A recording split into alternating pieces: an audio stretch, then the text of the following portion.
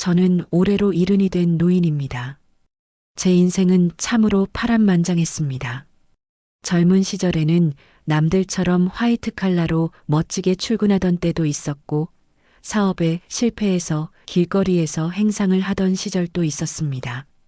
하지만 제 곁을 묵묵히 지켜준 아내와 눈에 넣어도 아프지 않을 외아들 녀석 덕분에 저는 다시 일어설 수 있었습니다. 10여 년 전 아내를 먼저 하늘나라로 보내고 저는 경기도 외곽에 작은 상가 건물 하나를 남겨두고 은퇴했습니다. 겉으로 보기에는 그저 평범하고 기력이 없는 노인네처럼 보였겠지만 사실 저는 임대료를 받으며 노후를 준비해둔 나름대로 여유 있는 형편이었습니다. 하지만 제 아들에게는 그 사실을 자세히 말하지 않았습니다. 돈이라는 게 참 묘해서 부모가 가진 게 많다는 걸 알면 자식의 기계가 꺾이기도 하고 때로는 탐욕이 고개를 들기도 하는 법이니까요. 제 아들은 성실했습니다.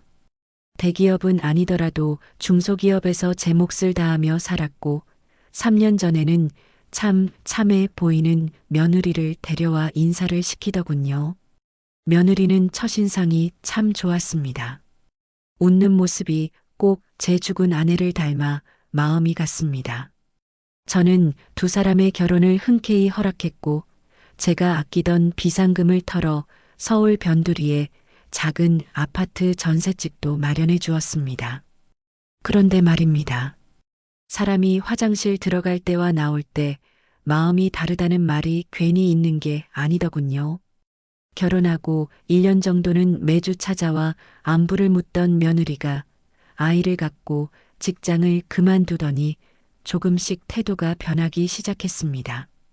명절이나 생신 때만 겨우 얼굴을 비추는 것은 이해할 수 있었습니다.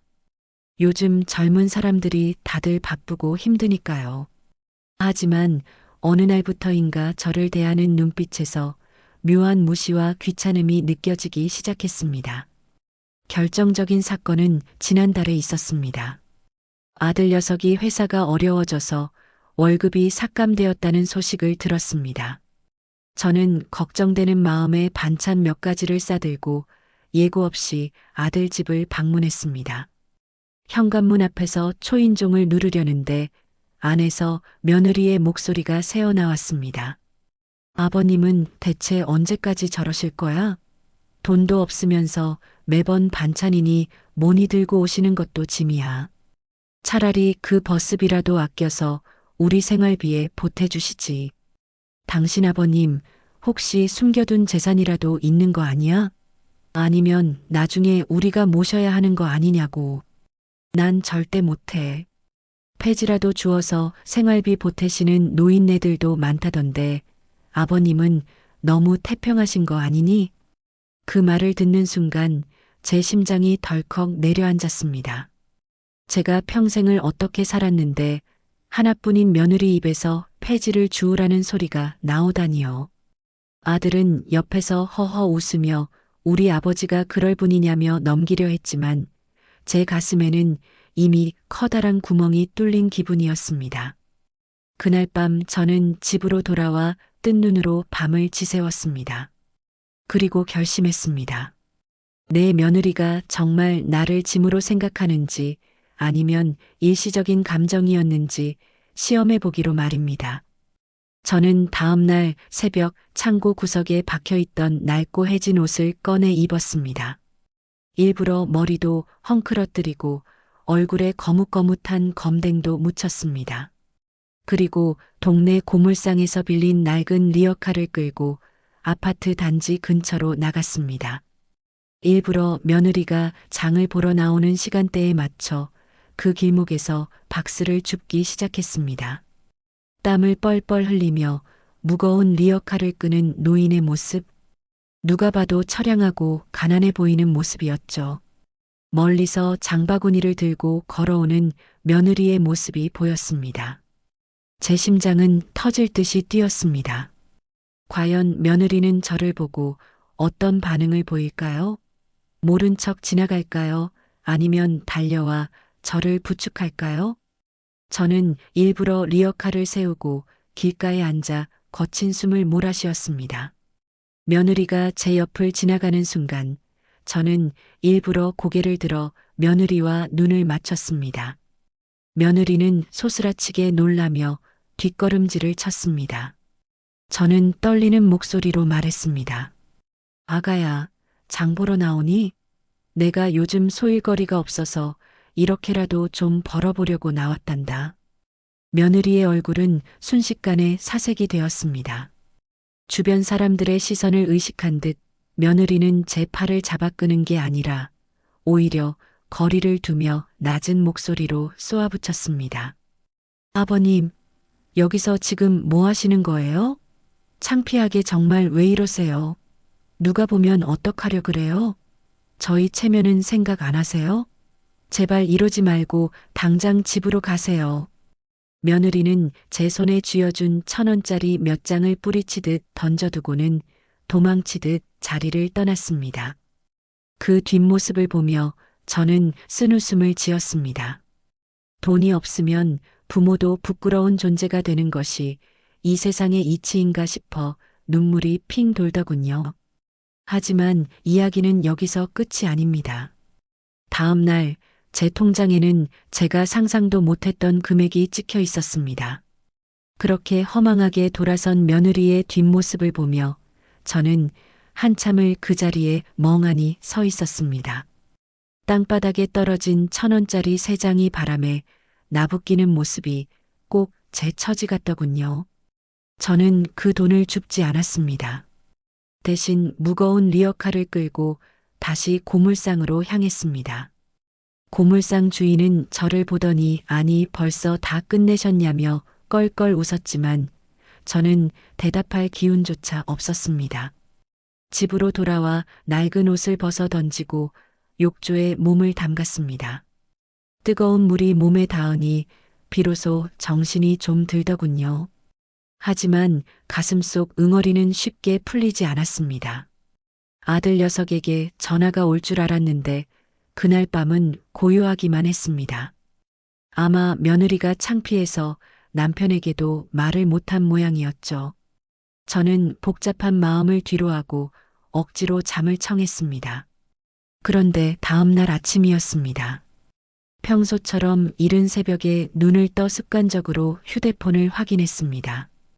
은행에서 알림 문자가 하나 와 있더군요. 스팸이겠거니 하고 무심히 화면을 열었는데 제 눈을 의심할 수밖에 없는 숫자가 적혀 있었습니다. 입금 금액 5천만 원. 그리고 입금자 이름에는 사돈댁 박상철이라고 선명하게 적혀 있었습니다. 저는 깜짝 놀라 침대에서 벌떡 일어났습니다. 사돈 어른은 퇴직 후에 시골에서 작은 과수원을 하시며 소박하게 사시는 분이셨습니다. 그런 분이 저에게 왜 이런 큰 돈을 보내신 건지 도무지 이해가 가지 않았습니다. 혹시 아들이나 며느리에게 무슨 큰일이라도 생긴 건가 싶어 덜컥 겁이 났습니다. 저는 떨리는 손으로 사돈 어른께 전화를 걸었습니다. 사돈 어른, 저 경기도 사는 사돈입니다. 방금 통장을 확인했는데 이게 대체 어찌 된 일입니까? 5천만 원이라니요. 혹시 실수로 보내신 건 아니신지요? 제 물음에 사돈 어른은 한동안 말이 없으시더니 아주 깊고 무거운 한숨을 내쉬었습니다. 사돈, 정말 면목이 없습니다. 제가 자식을 잘못 키웠습니다. 오늘 새벽에 저희 딸년이 전화를 해서는 울고불고 난리를 치더군요. 시아버지가 돈이 없어서 길거리에서 폐지를 줍고 다니는데 창피해서 못 살겠다고요. 친정에서 돈 좀 보태서 시아버지 생활비 좀 들여달라고 떼를 쓰는데 제 가슴이 찢어지는 것 같았습니다. 사돈 어른의 목소리는 파르르 떨리고 있었습니다. 딸아이가 부모에게 그런 부탁을 하는 건 좋지만 그 마음속에 시아버지를 향한 걱정보다는 본인의 체면과 부끄러움이 앞서 있다는 걸 아비인 제가 왜 모르겠습니까? 사돈이 오죽 형편이 어려우면 그 연세에 리어카를 끄셨을까 생각하니 제가 밤잠을 설쳤습니다. 이 돈은 제가 과수원 땅 조금 정리하고 모아둔 노후 자금의 일부입니다. 딸 자식 교육 잘못 시킨 죗값이라 생각하시고 제발 받아주십시오. 사돈이 폐지 줍는다는 소리 다시는 안 나오게 제가 도울 테니 제발 그 일은 그만두십시오. 저는 전화기를 붙잡고 한참을 울었습니다. 며느리에게 받은 상처보다 사돈 어른의 그 깊은 마음이 저를 더 울게 만들었습니다. 사돈 어른은 딸의 허물을 덮어주기 위해 본인의 마지막 생명줄 같은 돈을 내어주신 것이었습니다. 저는 그 자리에서 사돈 어른께 모든 사실을 털어놓았습니다. 제가 사실은 상가 건물을 가진 자산가라는 것과 며느리의 본심을 알고 싶어 연극을 했다는 사실까지 말입니다. 사돈 어른은 제 이야기를 듣고 허탈하게 웃으시더니 이내 단호한 목소리로 말씀하셨습니다. 사돈 잘하셨습니다. 돈이 사람 위에 있다는 걸 믿는 아이들은 나중에 큰 화를 당하기 마련입니다. 이번 기회에 제대로 가르치십시오. 제 딸이지만 이번 일은 그냥 넘어가서는 안 됩니다. 보내드린 돈은 돌려받지 않겠습니다. 그 돈으로 우리 딸아이와 사위놈 정신 번쩍 나게 따끔하게 혼을 내주십시오. 전화를 끊고 저는 거울 앞에 섰습니다. 눈가는 붉게 충혈되어 있었지만 눈빛은 그 어느 때보다 날카롭게 빛나고 있었습니다. 이제는 연극을 끝내고 진실을 마주할 시간이었습니다. 저는 며느리를 집으로 호출했습니다. 평소처럼 다정한 목소리가 아니라 아주 엄하고 차가운 목소리로 당장 오라고 명령했습니다. 며느리는 영문도 모른 채 투덜거리며 저희 집으로 들어왔습니다. 아버님, 갑자기 왜 그러세요? 저 바쁜 거 아시면서. 어제 그 일 때문에 그러시는 거면 제발 좀 참으세요. 제가 오죽하면 친정아빠한테까지 연락해서 돈 좀 해달라고 했겠어요? 아버님도 참 주책이세요. 그 연세에 박스를 줍고 다니시면 제 얼굴이 뭐가 돼요? 며느리는 집에 들어오자마자 사과 한마디 없이 제 탓만 늘어놓았습니다. 저는 조용히 탁자 위에 사돈 어른이 보내신 5천만 원이 찍힌 통장을 올려두었습니다. 그리고 그 옆에 제가 소유한 상가 건물의 등기권리증과 매달 입금되는 임대료 내역서를 나란히 놓았습니다. 며느리의 시선이 서서히 탁자 위로 향했습니다. 이게 다 뭐예요? 등기권리증? 상가? 아버님, 이게 설마 아버님 거예요? 며느리의 눈동자가 심하게 흔들리기 시작했습니다. 저는 며느리를 똑바로 쳐다보며 한자 한자 힘주어 말했습니다. 그래, 이게 다 내가 그토록 무시하던 이 늙은이의 재산이다. 내가 폐지나 주우라고 비아냥대던 내 시아버지가 사실은 이 동네에서 꽤 큰 건물을 가진 주인이라는 말이다. 며느리는 한동안 아무 말도 하지 못하고 그저 탁자 위에 놓인 서류들과 통장을 번갈아 보며 입만 벙긋거렸습니다. 방금까지 저를 한심하다는 듯 쳐다보던 그 기세등등한 눈빛은 어디론가 사라지고 경악과 당혹감만이 가득했죠. 저는 냉정한 목소리로 말을 이어갔습니다. 내가 어제 나에게 던져준 1,000원짜리 3장 그리고 내 아버님께서 나에게 보내주신 이 5천만 원. 이 두 가지가 무엇을 의미하는지 너는 아니? 너는 시아버지가 가난해 보인다는 이유만으로 부끄러워하며 도망쳤지만 내 아버지는 사돈이 어렵다는 소리에 본인의 노후를 포기하고 이 큰 돈을 보내주셨다. 너는 내 부모님의 얼굴에 먹칠을 한 거야. 며느리는 바르르 떨리는 손으로 상가 임대료 내역서를 집어들었습니다. 매달 수천만 원씩 찍히는 입금 내역을 확인한 며느리의 얼굴이 순식간에 흙빛으로 변하더군요. 아버님, 제가 잘못했습니다. 저는 정말 아버님이 그렇게 고생하시는 줄로만 알고 너무 속상해서 그랬어요. 정말이에요, 아버님. 거짓말 마라. 너는 속상해서 그런 게 아니라 창피해서 그런 거였지. 내 귀로 똑똑히 들었다. 폐지라도 주어서 생활비 보태라는 내 모진 소리를 말이다. 그래서 내가 직접 보여준 거다. 내가 폐지를 주우면 너는 나를 부끄러워할 사람인지 아니면 내 손을 잡아줄 사람인지. 결과는 참담하더구나. 저는 며느리가 붙잡으려는 제 소매를 거칠게 뿌리쳤습니다. 그리고 미리 준비해둔 서류 한 장을 더 꺼냈습니다. 그것은 제가 변호사를 만나 작성해둔 유언장 공증 사본이었습니다. 원래는 이 건물을 아들과 너희 아이들에게 물려주려고 했었다. 하지만 오늘부로 마음을 바꿨다. 이 건물은 내가 죽기 전에 사회에 환원하거나 장학재단에 기부할 생각이다. 너희 부부에게는 단 한 평의 땅도 단 한 푼의 돈도 물려주지 않을 것이다. 며느리는 그 자리에 털썩 주저앉아 제 발목을 붙잡고 통곡하기 시작했습니다. 아버님, 제발 한 번만 용서해 주세요. 제가 미쳤었나 봐요. 우리 애를 봐서라도 제발 마음을 돌려주세요. 제가 앞으로 정말 잘할게요. 매일 와서 청소도 하고 수발도 들게요. 제발요 아버님. 돈 앞에서는 무서울 정도로 태도가 변하는 그 모습이 저는 더 징그럽게 느껴졌습니다. 내가 지금 우는 게 나에게 미안해서니 아니면 내 눈앞에서 사라진 건물 때문이니 나는 내 진심을 이미 어제 길바닥에서 다 봤다.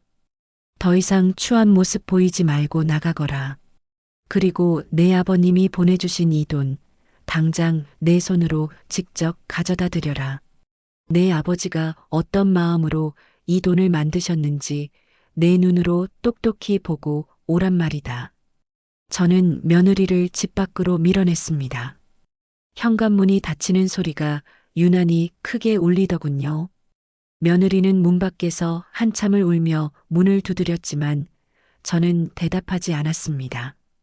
가슴이 시원할 줄 알았는데 이상하게 마음 한구석이 텅 빈 것처럼 쓸쓸했습니다.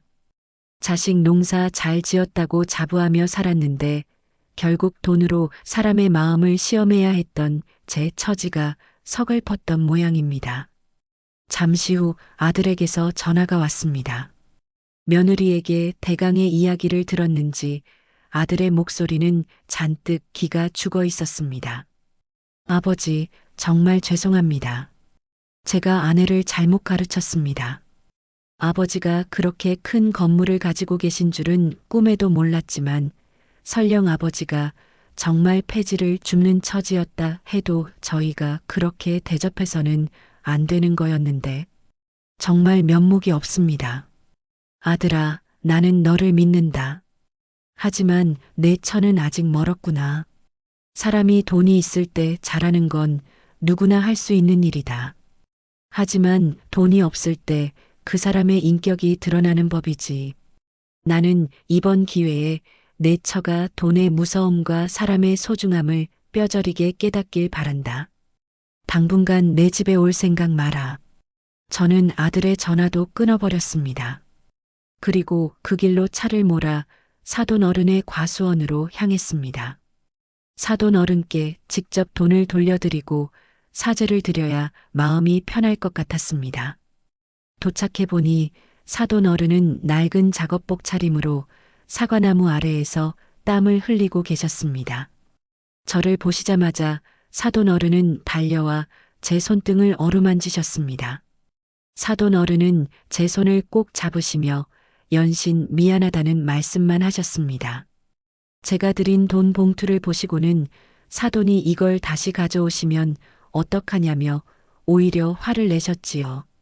저는 사돈 어른을 모시고 근처 조용한 식당으로 가서 제가 가진 재산과 며느리를 시험했던 모든 과정을 상세히 설명해 드렸습니다. 사돈 어른은 허허 웃으시면서도 제 결단이 옳았다고 고개를 끄덕이셨습니다. 사돈, 참으로 현명한 선택을 하셨습니다. 제 딸아이가 그동안 너무 안일하게 살았습니다. 남편이 벌어다주는 돈으로 남부럽지 않게 살다 보니 세상 무서운 줄을 몰랐던 모양입니다. 이번 기회에 매운맛을 좀 봐야 정신을 차릴 겁니다.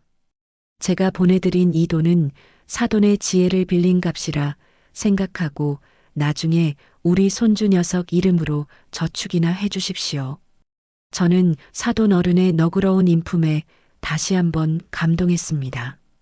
이런 훌륭한 부모 밑에서 자란 며느리가 어쩌다 그렇게 변했는지 안타까울 따름이었지요. 저는 그날 사돈 어른과 술잔을 기울이며 약속했습니다. 며느리가 진심으로 뉘우치고 사람의 도리를 다할 때까지 절대로 재산에 대해 한 푼도 내어주지 않겠다고 말입니다. 집으로 돌아오니 며느리가 대문 앞에 무릎을 꿇고 앉아 있었습니다. 밤이 깊어 날씨가 꽤 쌀쌀했는데도 며느리는 꼼짝도 하지 않고 기다리고 있더군요. 제가 차에서 내리자 며느리는 엉엉 울며 제 발치를 붙잡았습니다. 아버님, 제가 친정 아버지께 가서 석고대죄하고 왔습니다. 아빠가 저를 얼마나 꾸짖으셨는지, 제가 얼마나 큰 죄를 지었는지 이제야 알 것 같아요. 아버님, 건물이 탐나서 그러는 게 아니에요. 정말 제가 사람 같지 않게 행동한 게 너무 부끄러워서 그래요. 제발 한 번만 용서해 주세요. 저는 며느리를 차갑게 내려다보며 말했습니다. 용서라는 건 말로 하는 게 아니라 행동으로 증명하는 것이다. 내가 오늘부터 무엇을 할 수 있는지 스스로 증명해봐라. 그렇지 않으면 내 마음은 결코 움직이지 않을 것이다. 저는 며느리를 그대로 둔 채 집 안으로 들어가 문을 잠갔습니다. 다음 날부터 며느리의 변화는 놀라웠습니다. 매일 새벽같이 저희 집 마당을 쓸고 제 아침 식사를 준비해 놓고는 제가 깨기도 전에 조용히 돌아갔습니다. 반찬 하나를 만들어도 정성을 다한 게 느껴졌고 예전처럼 명품 가방을 들거나 화려하게 꾸미는 모습도 사라졌습니다. 게다가 며느리는 스스로 동네 마트에서 파트타임 일을 시작했습니다. 남편의 월급에만 의존하지 않고 자신의 힘으로 땀 흘려 돈을 버는 고통과 보람을 직접 느껴보겠다는 결심이었지요. 아들은 옆에서 지켜보며 제 눈치를 살폈지만 저는 여전히 단호했습니다. 한두 달 그러다 말겠지 하는 의구심도 있었지만 며느리의 고군분투는 계절이 바뀔 때까지 계속되었습니다. 며느리는 마트에서 일하며 번 첫 월급으로 제 내복과 친정 부모님의 영양제를 사들고 찾아왔습니다. 아버님, 제가 처음으로 제 힘으로 벌어본 돈이에요. 큰 금액은 아니지만 꼭 아버님께 드리고 싶었습니다. 봉투 속에 담긴 빳빳하지 않은 10,000원짜리 몇 장을 보는데 제 마음도 조금씩 흔들리기 시작했습니다. 그 돈은 예전에 며느리가 저에게 던져주었던 1,000원짜리 3장과는 비교할 수 없을 만큼 묵직한 가치를 담고 있었습니다. 하지만 저는 아직 며느리에게 상가 건물을 물려주겠다는 약속은 하지 않았습니다. 진정한 효도와 존경은 돈이 있을 때나 없을 때나 변함이 없어야 하니까요. 그러던 어느 날 저에게 뜻밖의 시련이 찾아왔습니다. 평소 지병이 없던 제가 갑작스러운 급성 폐렴으로 쓰러지게 된 것입니다. 정신을 잃고 병원 응급실로 실려간 저를 지킨 것은 다름 아닌 며느리였습니다. 아들은 회사 일로 바빠 병실을 자주 비웠지만 며느리는 그 좁은 보호자 침대에서 먹고 자며 제 곁을 한시도 떠나지 않았습니다. 의식이 가물가물한 와중에도 제 손을 꼭 잡고 기도하던 며느리의 목소리가 들렸습니다. 하나님, 제발 우리 아버님 살려주세요. 제가 아직 효도도 다 못했는데 아버님께 용서도 다 못 받았는데 이렇게 가시면 안 돼요. 제 장기라도 떼어드릴 수 있다면 다 드릴게요. 제발 아버님 좀 지켜주세요. 그 진심 어린 눈물 섞인 기도를 들으며 저는 생각했습니다. 아, 이제 이 아이가 정말로 변했구나. 돈이라는 껍데기를 벗어던지고 사람이라는 알맹이를 채웠구나 하는 생각이 들더군요. 저는 일주일 만에 고비를 넘기고 퇴원하게 되었습니다. 퇴원하던 날, 저는 며느리를 제가 가장 아끼는 단골 찻집으로 데려갔습니다. 찻집의 창가에 앉아 따뜻한 차 한 잔을 앞에 두고 저는 한참 동안 며느리의 얼굴을 응시했습니다. 불과 몇 달 사이에 며느리의 얼굴은 많이 수척해져 있었고 손등에는 식당 일과 간병으로 생긴 굳은 살이 박여 있었습니다. 예전의 화려함은 사라졌지만 그 눈빛만큼은 어느 때보다 맑고 깊어져 있었지요. 저는 가방에서 서류 한 뭉치를 꺼내 며느리 앞에 놓았습니다. 이게 뭔가요, 아버님? 며느리가 조심스럽게 물었습니다. 저는 빙긋 웃으며 서류를 밀어주었습니다.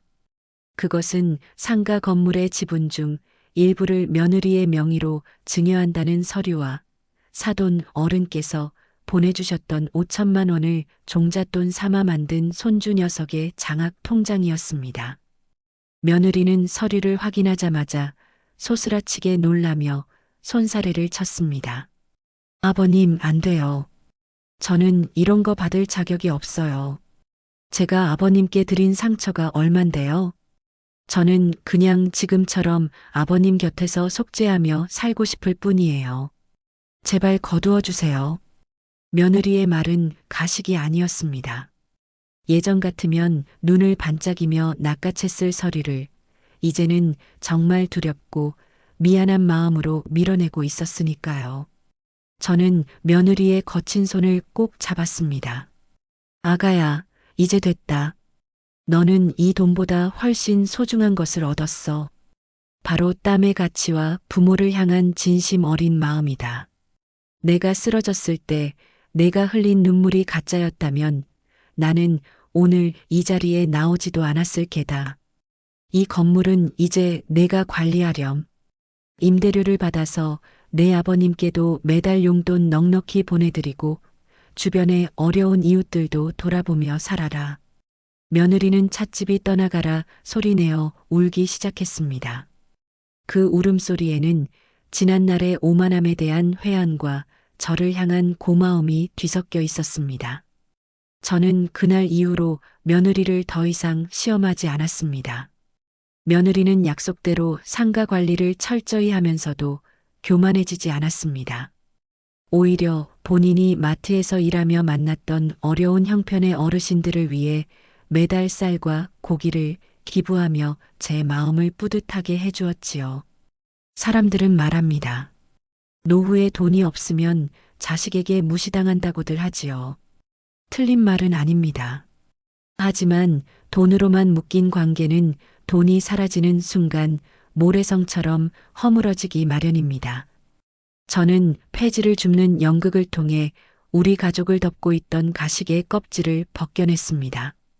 그 과정은 비록 아프고 처절했지만 덕분에 저는 돈보다 귀한 진심을 얻었고 사돈 어른이라는 든든한 평생의 벗도 얻었습니다.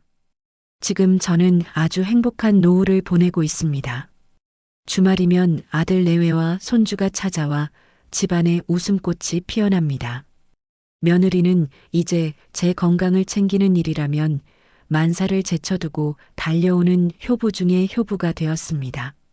가끔 동네에서 폐지를 줍는 어르신들을 뵐 때면 며느리는 차를 세우고 따뜻한 음료수와 함께 10,000원짜리 한 장을 꼭 쥐어드리곤 합니다.